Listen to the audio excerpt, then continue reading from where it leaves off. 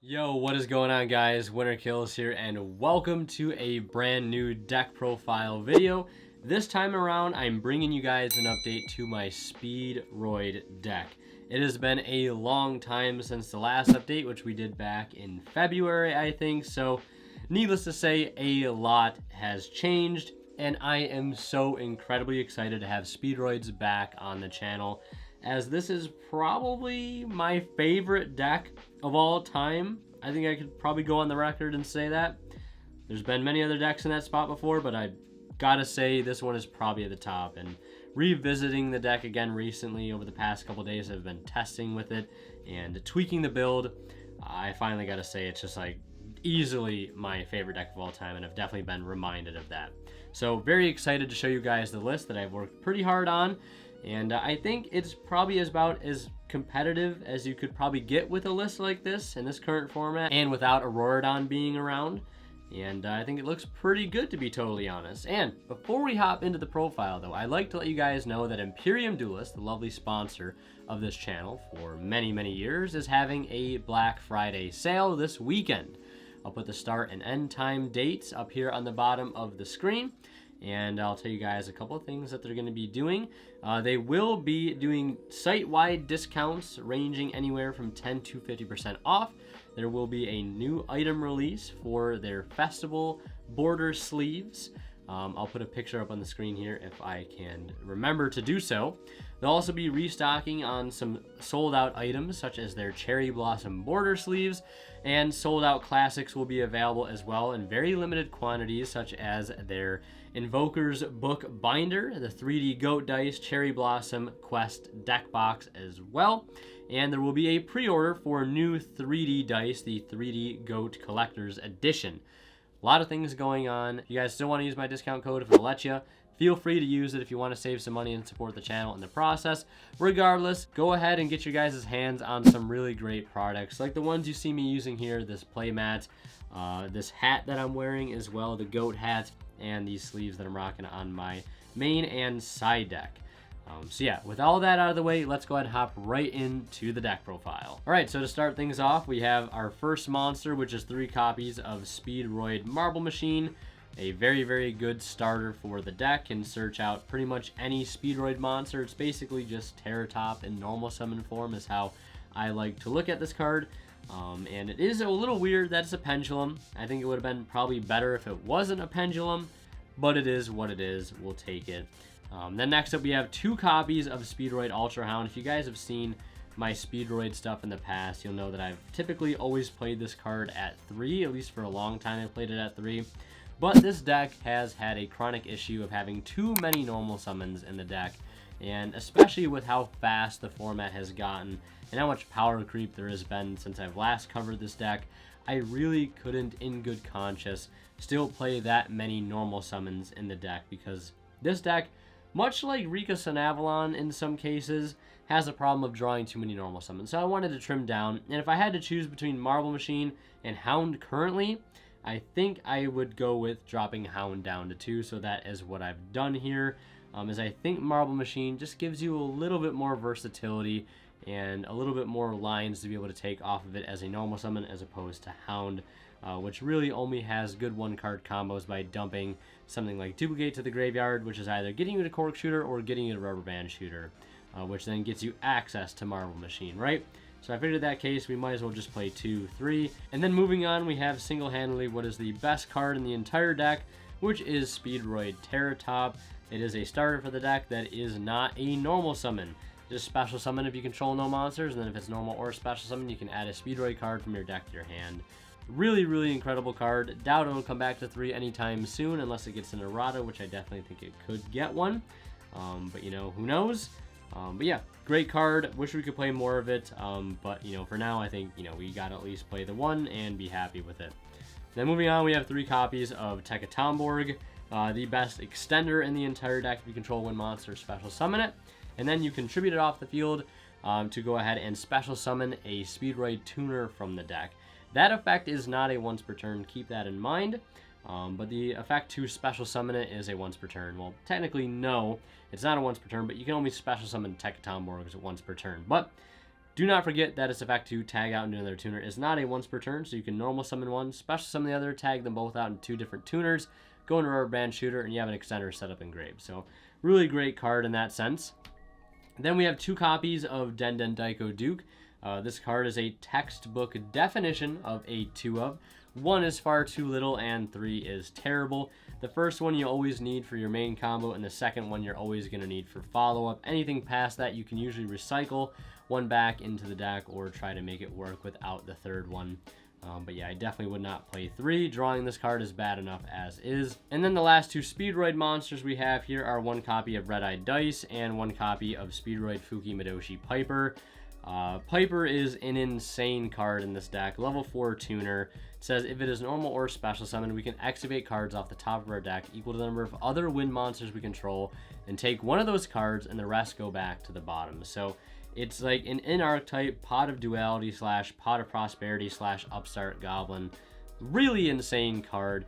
And a lot of times you can just bring this card out every turn and keep cycling through your deck and just finding more hand traps or extenders, or more importantly in games 2 and 3, finding those key side deck cards. And with the help of Baron de Fleur, if we exhaust our negate during our turn, we can tag out into Piper and reveal more cards during our opponent's turn and maybe try to find a hand trap or again a side deck card to interrupt them. And it has a graveyard level manipulation effect where we can banish from the grave by targeting a level 3 or higher wind monster, and we can drop its level by 2. That effect doesn't come up a lot, but it definitely can in some niche situations. And then I play 1 copy of Red-Eyed Die.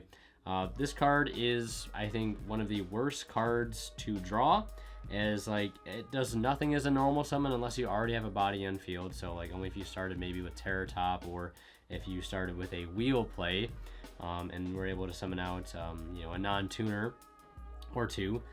So it is a normal summon. It's very weak. It doesn't do anything in the graveyard. So it's a card I just don't want to draw that often. It's only in the deck as something to be able to summon off of Tekatomborg or off of Wheel, where it gets its best value out of. Whereas if we draw something like Piper, we can normal summon it into other bodies, activate cards. If we draw a Duke, we can normal it and link it off, right? And have value out of it in the graveyard. We can't do that for Dice. And the only value you get out of playing more of this is that if you activate Speedroid Wheel and you roll a 2, you could summon 2 bodies. That's the biggest argument for it. But I don't think the odds of drawing this card more often is worth being able to summon 2 bodies off of rolling a 2.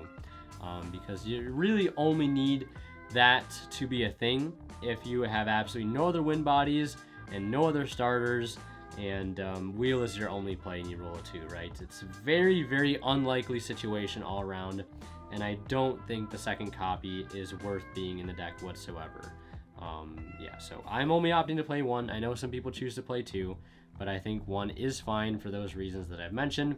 It's just not a good card to see, but it's definitely still worth at least playing 1, so long as you're going to play Wheel.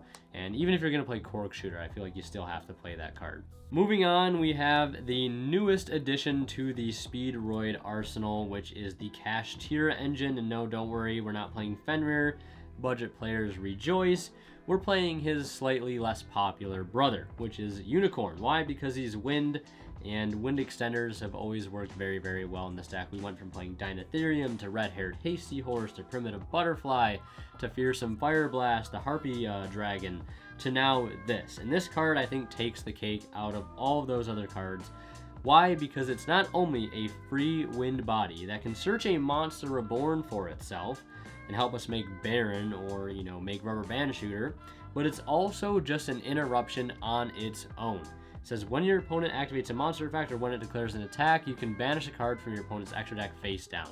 And that is insane. The spell also says we can reborn any Kashtira non-Xyz monster that is banished from a graveyard, or if your opponent activates a spell card or effect and you control a Kashtira monster, you can target up to 3 cards in your opponent's graveyard and banish them face down. Insane engine all around. I love this engine so much, and I think it's like one of the best things to happen to Speedroid in a long time. And then speaking of engines, we have the E-Telly engine in here. I felt like the E-Telly engine was kind of a necessary evil right now since we don't have a Rorodon. we need some other engine in here that can help boost the power level of this deck, and I think the E-Tally engine is the way to go. It's very resource efficient. E-Tally is just a one card thing that can bring out a body, that can bring out another body. Like Pilica can grab cards out of the graveyard to be able to extend with, and Nian is a body that can kind of replace itself later on in the combo as well, and also recycle key banish cards, which is very important for some other cards we're playing that you guys will see later on. So yeah, like just the E-Tally engine has felt so good in this deck, way better than it has ever felt. And that's it for all the wind monsters. Now we have some hand traps / defensive cards, where we have 3 copies of Ghost Bell. If I was going to play one hand trap in this deck, I think Bell takes the cake over something like Meister and Crow. Meister can stop its, Shizu cards and its tier cards, but it can't stop Bestial cards like Bell can. DD Crow can't stop a Shizu cards, but it can stop Tearlament cards. But Bell can stop all 3. It can stop Bestial cards, the Shizu cards, and tier cards. And it's also a level 3 tuner, which can help us make Baron or level 6 Synchros. And that definitely has come up in some scenarios, so I think it has the most coverage when compared to both DD Crow and Meister. And then we have 3 copies of Dark Lure No More. I don't really like maining hard going first or second cards in any given deck, but I feel like this deck just needs it. Going second, this gives us a really good fighting chance at cracking the opponent's board, and even if we see it going first, it can be a potential way to help us play on turn 3 if our board gets cracked. And honestly, it's probably most likely to get cracked, so having Dark Ruler to be able to play again on turn 3 is not so bad. Then we have 3 copies of Speedroid Wheel. Great extender for this deck.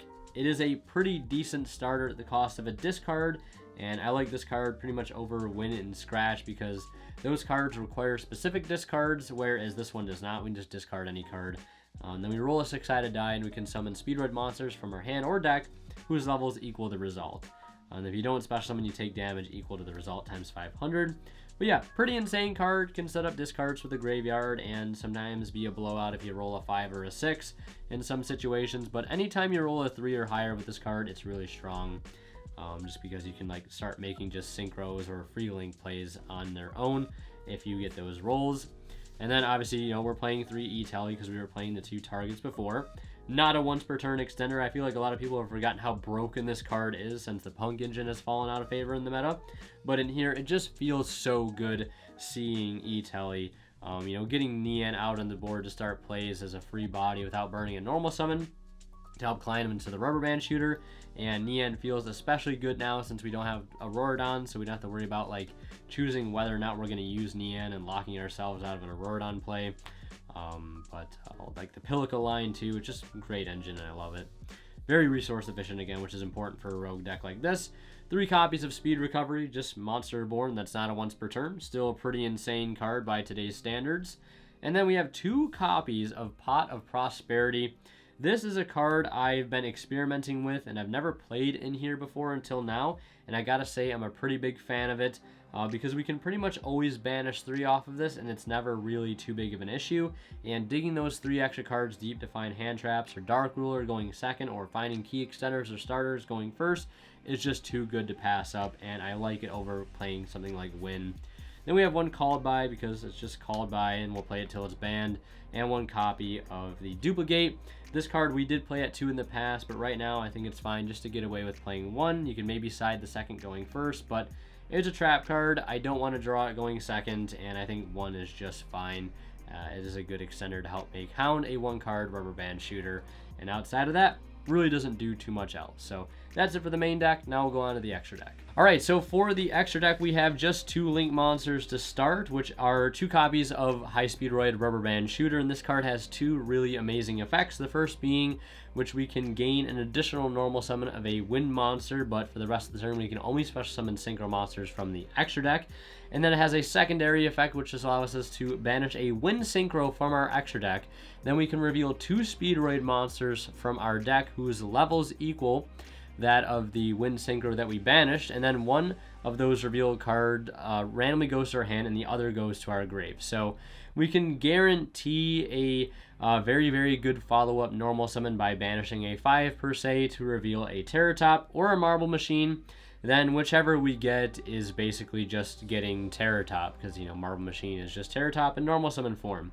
Or you could banish a 6 to reveal a Hound and a Terratop. So yeah, really great card. Allows us to extend, set up our graveyard, set us up follow-up. This amazing card all around. And the additional normal summon of a wind monster, of course, is always fantastic.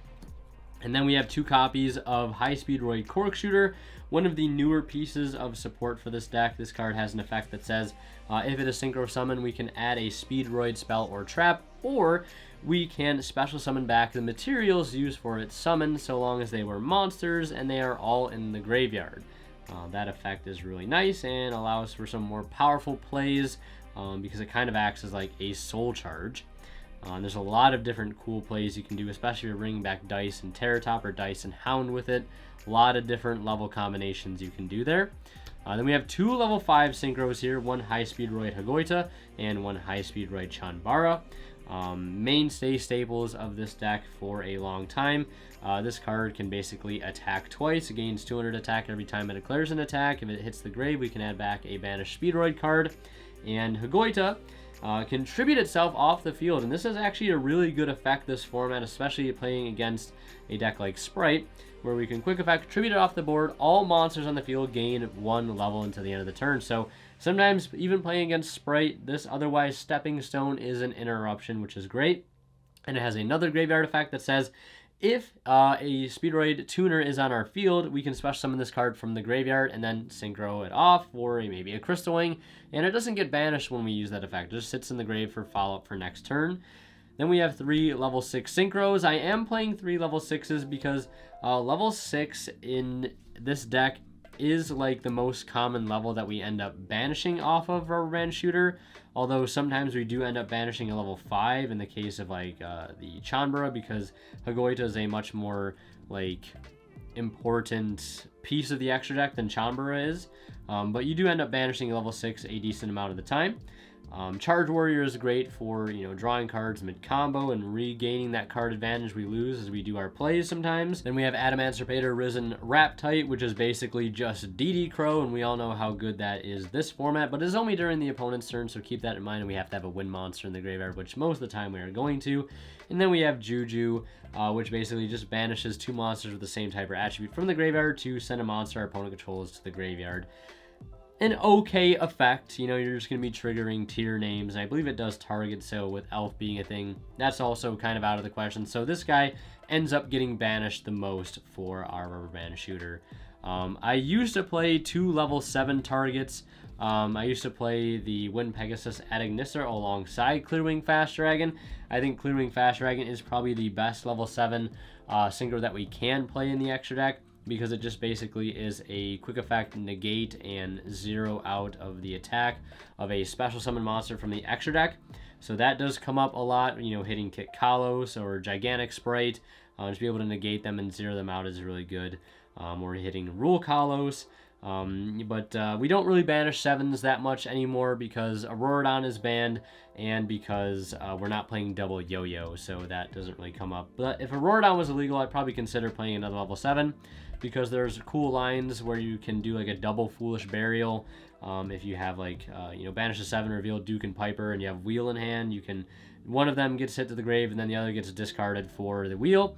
And you can climb into Auroradon, right? Then Duke for Piper, reveal a bunch of cards, and make a Baron from there. But right now, I think level 7s are not as important, but you definitely should still play one, especially with the Italy engine. Pilica bringing back Piper to go for this is really good. Then we have 1 Kite Drake, which this is like a typical candidate to be banished off of Pot of Prosperity if I'm going first. But if this card is synchro summon, we can destroy all other cards on the field, and we can either negate all face-up cards our opponent controls. Then if it's sent to the graveyard by an opponent's card, we can add a Speedroid card from our deck to our hand. So really strong card right there. And then we have 2 copies of Crystal Wing Synchro Dragon. This deck can really churn this card out very easily, although I don't typically always go for double Crystal Wing. Right now, a lot of times I try to end on Baron Raptite Crystal Wing. So the second one you really don't always go for, so that's why it can be food for Prosperity. And then we play 1 Shen Shen. This card doesn't feel that strong in this format, but at the same time, it still does Macrocosmos for anything sent from the field. So I like it for that reason. but just not as good as it used to be. And if it could banish things from other areas, it'd be better against here, but it's only halfway decent against here since it's not really going to stop them from fusing. Yeah, pretty okay card. I mean, if they're linking for like a elf or whatever, the cards that are hitting the grave are getting banished, or if they're linking off like Garua for elf, that's getting banished too. So it's not a terrible card, but also just prosperity food. And I don't like Stellar Windwolf yet. I think Shen Shen is just decent enough to still be played. It's probably better against Sprite too. And then we have one copy of Baron de Fleur, which I think is like the best boss monster for this deck. It's like, it's a wind synchro, so that's a huge benefit. Before this card existed, we really didn't have a good boss monster whatsoever. I mean, there's Crystal Clearwing Synchro Dragon, which is a great budget alternative for this. And yeah, if you are going to play Crystal Clearwing Synchro Dragon, I would recommend maybe playing regular Clearwing in the extra deck as well, so you don't have to make Fast Dragon to go into the Crystal Clearwing. You can use a different, less potent Clearwing to synchro into it. And yeah, that's pretty much it for the extra deck. 15 cards, standard extra deck for Speedroids. And moving into the side deck, we just have 3 copies of Gamma. And 1 driver to boot. The Dweller, pretty good card. A lot of people are making it right now, and Dweller is pretty good against us, so I wanted an answer for it. Same thing with D-Shifter. D-Shifter pretty much shuts us down. And not to mention, this is just an all-around great hand trap going second into things like Sprite and even Tier. So that's why I'm opting to play it. Also, this can be an E-Telly target as well. And then we have 3 copies of Lightning Storm for just mass back row removal, especially against decks like Flunder. Even against Sprite and Tier, we're trading with really powerful interruptions in the form of Crimes or Soliacs or even Smashers. And then we have 3 copies of Cosmic Cyclone, again for Flunder and other decks like Sprite and Tier, because sometimes they usually only end with 1 form of back row. And then we have 2 copies of Triple Tactics Talent. I like this in here for going first, especially against Sprite, and even against Tier, you could argue. I find like Sprite is the deck that plays more hand traps this format, so having a card like Talent's side in for going first specifically, where we can like drop out like a Dark Ruler or 2 to put these in, feels really nice. And then we have 3 copies of Goes and Match, which we can also put in going first, specifically more so against Sprite, and maybe even against Flunder, because if you catch them with Robina on field, they're not going to be able to play much past that. But yeah, this card is just like really, really good against Sprite. And outside of that, not really that great against Tier. I mean, depending on how they open, it can be pretty good against Tier. It can make their plays a little bit awkward, but if they have a way to Rhino Heart, they're getting rid of this with the Kaleido Heart. Unless you can protect it, of course, then it's even better. But yeah, that's it for the side deck, extra deck, main deck. Now we're going to go ahead and do some test hands. Okay, guys, so the first test hand I recorded for this video was completely scuffed. So instead of me trying to fix it in editing or recreate it in Dueling Book, I figured I would just draw a completely new test hand here on DB and play it out that way. So this is just the first hand I ended up drawing, where we have Prosperity, which is great, so you guys can see the interaction of this card. Go Spell, E-Telly, Den, and of course Kashtira Unicorn. So pretty solid hand thus far. Unicorn is always great to see in the opening hand, like I mentioned. So the way I lead this hand here is by starting with the Unicorn, and then we just go ahead and immediately also use the effect here. Want to get that out of the deck before we use Prosperity, which I do decide to use right away. And I do end up banishing the Kite Drake, Rubber Band Shooter, and the Shen Shen. Now, this Rubber Band Shooter could have been Clearwing Fast Dragon. It could also have been Stardust Charge Warrior, would have been another good option. Because, you know, if we're not allowed to draw cards the turn we use Prosperity, what good is Charge Warrior other than being just a generic level 6 body to go into Baron with?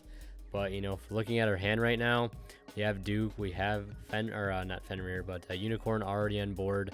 So Charge Warrior is probably not going to come up. I was just trying something a little different here.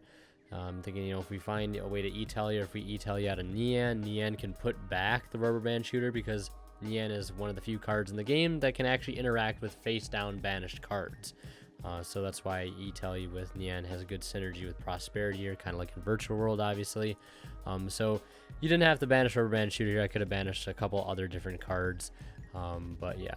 The Kite Drake and the Shen Shen are pretty much easy banishes going first. And again, the Rubber Band Shooter could have been Fast Dragon, Charge Warrior, or a Crystal Wing. But let's see what we end up revealing. Another unicorn, another prosperity, and another bell. So unfortunately, we didn't really see anything too good there. We basically just grab another bell, which is honestly not bad this format, like a bell for this turn, a bell for next turn, because with how much tier plays in your turn, having 2 copies of a once per turn hand trap's not bad. You stop them once on your turn, you stop them again on their turn. So we go ahead and normal summon the Den Den Daiko Duke, and then synchro into Baron, and then activate E-Telly. And this is one of the reasons why I love E-Telly, is it can help us just get access to a free rubber band shooter by bringing back the Duke that's already in the graveyard. So that's exactly what we do. We go for rubber band shooter, we banish a 5, so we can get either Marble Machine or Terror Top. What we get here literally does not matter, and we end up getting the Marble Machine. If we found a speed recovery, that'd be really good, having the Terror Top hit the graveyard, that we could revive it and search an extender off of it, make a wrap tight at least. So we're going to go ahead and additional normal here for the Marble Machine. Marble Machine effective search Tekatomborg special summons itself. Then we activate Birth here, importantly, to bring back the Unicorn. The reason I'm doing this now is because when we use Tekatomborg to tag out here, I'm going to bring out the Fukimadoshi Piper. Now, we could also bring out Car Turbo and make double Crystal Wing. Yeah, because we'd summon the Car Turbo, synchro for... Oh, no, we couldn't make... we could not make double Crystal Wing, but we could do Crystal Wing regardless. But again, this format tiers a pretty dominant force, and I think Crystal Wing is okay against that deck, but I think Wrap Type might just be a little bit better. And also resolving Piper to see more cards is always great. So we've seen 3 off Prosperity, and now we're going to take a look at 4 more. So we find a Dark Ruler, a Tekatomborg, a Duplicate, and a Marble Machine. It was very tempting to take the Duplicate here because it's just another free form of interruption plus follow-up and somewhat. But I wanted like real follow-up in my hand, and Marble Machine was the only card out of those 4 that fit that bill. So we end up taking the Marble Machine there, and then we just Synchro 6 for Wrap Tight, and that pretty much wraps up the test hand there. We have a Duke Engraved, didn't end up using it, which is fine. Cool thing to note here, like you could use Piper to drop this down to a level 5 at some point, so you could Synchro 6 with it into like a Wrap Tight or a Charge Warrior, or if you had like a level 3 tuner, you could make a Kite Drake with it going second, right? This is a cool thing you can do with Piper, keep in mind. But yeah, not a bad end board. We have an interruption here from Baron, from Unicorn, from Raptite, and from Kashtira Birth to activate a spell. Plus we have Bell in hand, and we have follow-up in the form of Duke and the Marble Machine. Plus Birth is also always technically follow-up, being able to revive Unicorn every turn. And also interesting fact too, I'll point this out because I don't think I bring it up in the video, but with the additional normal rubber band shooter, if we draw like another Unicorn, we can just use the Birth in combination with the Unicorn, in combination with the rubber band shooter, because this says we can normal summon level 7 monsters without tributing. So we can just active effect, additional normal, and then just slap the Unicorn on field as a free 2500 beater. And yeah, that's pretty nice. So that's it for that test hand. Let's go ahead and take a look at the other ones. All right, so that is enough shuffling here. Time to get started with our second test hand, and let's see what we can draw here. Hopefully we see some of the Kashtira stuff. And opening hand, we have a copy of Duke yet again. There it is, Kashtira Unicorn, Speedroid Marble Machine, Kashtira Birth, and Speedroid Ultra Hound. So with this hand, obviously we are going to start by special summoning the Unicorn. Now we already drew Birth in the opening hand, so we do not have to go and search that out. Now with this hand, since we open up Marble and Hound together, I would probably typically start Hound in pretty much every scenario I see Unicorn over Marble Machine for one specific reason. So we're going to go ahead and normal summon Hound here. And even if they interrupt this, we can still plan B into Rubber Band Shooter. And then plan C into bringing back Unicorn and hoping that's going to be enough. Especially if they hit Rubber Band Shooter with an Imperm. But if they hit it with an Ash, we can still get the additional normal of the Marble Machine and attempt to keep playing. We're going to dump the Duplicate. We're going to target Hound. We're going to summon this out. This is now at level 2, so we can Synchro 3 into the Cork Shooter. And then we're going to use Cork Shooter effect to go ahead and search a Speedroid, spell, or trap. And we're going to go ahead and search out a copy of the Wheel. And this works especially well since we have Duke in our hand. And it's going to be the perfect discard outlet for the Wheel. Well, the perfect discard fodder. So now we're going to go ahead and Synchro 10 into Baron before we go in any further before we resolve our more fragile cards. And again, one of the nicer things about Unicorn is it's not just an extender, but it's an extender that can be brought back by a card that it searches for free. So we'll go ahead and bring back the Unicorn. And then from here, we can go ahead and activate Wheel in peace because we already have a Baron up. So now they need sort of like 2 interruptions to stop us. So we're going to go ahead and roll a 4 there. Sorry, Unicorn, for smacking you with the dice, but we're going to go ahead and summon out a Hound. And we're going to summon out a copy of Dice. We could also just summon Piper here instead. That could also technically be an option. But I would like to be able to keep the Unicorn on our board if at all possible. So now we're going to go ahead and link these off into High Speedroid Rubber Band Shooter. And then we can activate Rubber Band Shooter's effect here if we feel as though we need to. Although I would say we really don't. Mainly because we already have a card in hand, but searching follow-up is always nice. So we're going to go ahead and banish a 5 here, and this is going to secure us a follow-up play for next turn. We can reveal a Terror Top, and we can reveal a Marble Machine. So 1, 2, 3 Marble Machine, 4, 5, 6 Terror Top, and we roll a 6, so we get Terror Top for next turn. We could normal summon the Terror Top here, for, you know, whatever reason, but we don't have to. We're going to use the additional normal summon, though, on our Marble Machine. And we're going to go ahead and search out Tekatomborg. We'll special summon Tekatomborg, activate its effect, and you guessed it, we're going to tag out into the Fukimadoshi Piper. Since we already have Duke access and Dice is in our grave. And now we get to activate the top 4 cards of our deck and take any card we find there. And let's see what we can get. We reveal Tekatomborg, the Speed Recovery, Bell, and Nyan Nyan. The Speed Recovery would be kind of nice here, not gonna lie, but it also might be a little overkill because I'm not really sure what else we can do here. I mean, we could definitely synchro into Wrap Tight and call it there with the Bell in hand, or we could take the Speed Recovery. Duke can bring out the cart or the Cork Shooter. We could synchro 5 into a Hagoita, then into Crystal Wing with the help of the Recovery, and then make Shen Shen on top of that. So we could end on that bit of a bigger board, or we could take the Bell, right? So Bell, again, would be fine because we'd end on Wrap Tight, Unicorn, and Baron. Or we could take the more greedy route, which I'll just do that route to show you guys what is possible here. So we'll take the Recovery, right?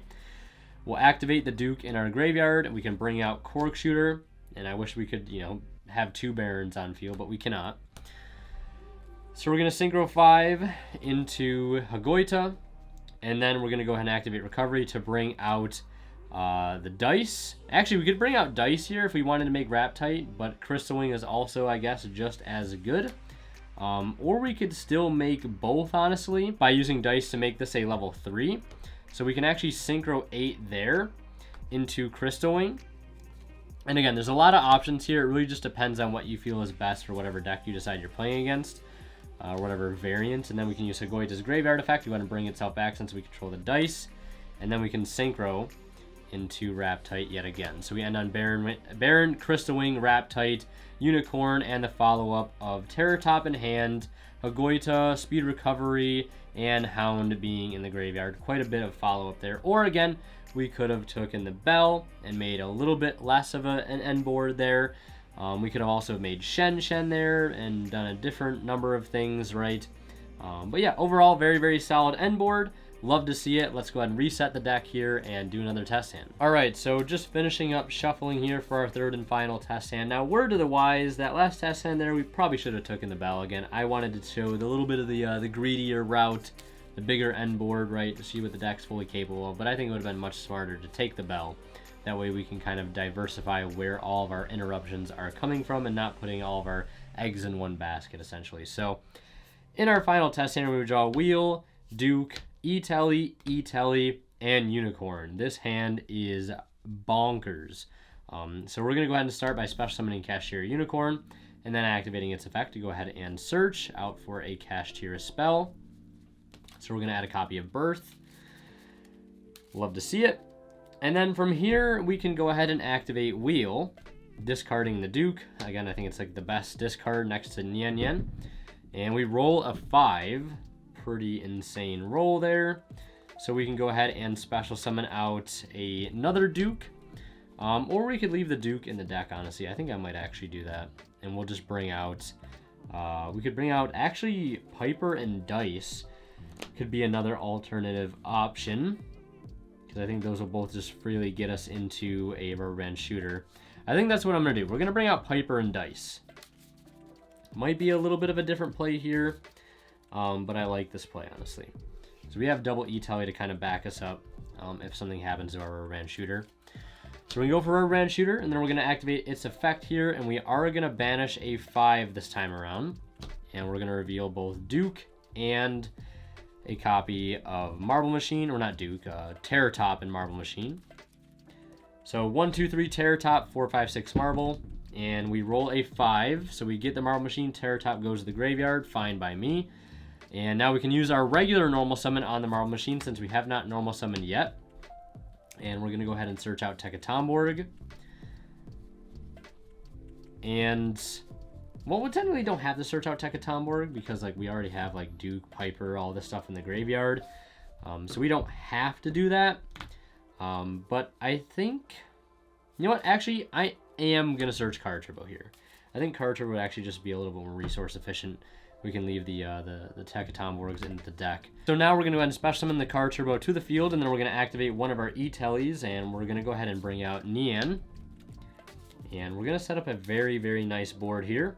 Okay, so now we can go ahead and use Duke for Piper if we really wanted to, but to be as optimal as we possibly can, I am going to synchro first into Stardust Charge Warrior and draw a card to see what we get. We draw into Bell. And I always like to Charge Warrior draw first before we Piper to prevent drawing into duplicate cards. Because now that we've drawn Bell, we're not going to take Bell off of Piper. You get what I'm saying? So we take one less card to reveal to make sure that we don't get duplicates. So now we're going to go ahead and reveal 4 off the top here. And we find Duplicate, Unicorn, Duke. We're definitely going to take the Duplicate there. And then we can go ahead and put those to the bottom. And then we can synchro these into a copy of Baron. One of my favorite lines, going Piper into Charge Warrior, or Charge Warrior into Piper, then into Baron. Love doing that line. Alright, so from this point, we actually do need to make a little room on our end board. So we're going to use Baron to destroy the Unicorn. Then we're going to go ahead and activate E-Telly to go ahead and summon out the last E-Telly target in our deck, which is going to be Pilika, Descendant of Gusto. And we're going to do a couple chains here. It's going to be Chain Link 1 Pilika. And we are going to target, let's see here. We'll target the Card Turbo. And then Chain Link 2 Nian, since a level 3 was special summoned. So we're going to bring out both of these. Just like this. Then we can go ahead and synchro these into a copy of Hagoita. Well, this would go to the face-up extra deck. My apologies. And then we can use Nian's effect to go ahead and recycle a banished card back to the deck. And we can either put back Piper or we can put back Chanbara. We'll put back the Chanbara for maybe an OTK next turn. Now, what we do from here really depends on what we're playing against. We could synchro 6 into Raptite and leave the Hagoita on field. Maybe if we're playing against Sprite, that could be a decent form of interruption. Or we could synchro into Crystal Wing and leave the Hagoita Engrave as potential follow-up. Or we could just synchro into Raptite right if we're playing against Tier. We can just leave the Hagoita on board. Really doesn't matter. Or we could use Hagoita's effect, tribute it, make these both level 4s, and then we can bring back the Hagoita and synchro a 4 and a 5 into a Shen. Maybe that could also work as well. But I think I'm just going to go ahead and synchro into Crystal Wing here. And then we can go ahead and use Birth to go ahead and bring back out that Unicorn that was in our graveyard.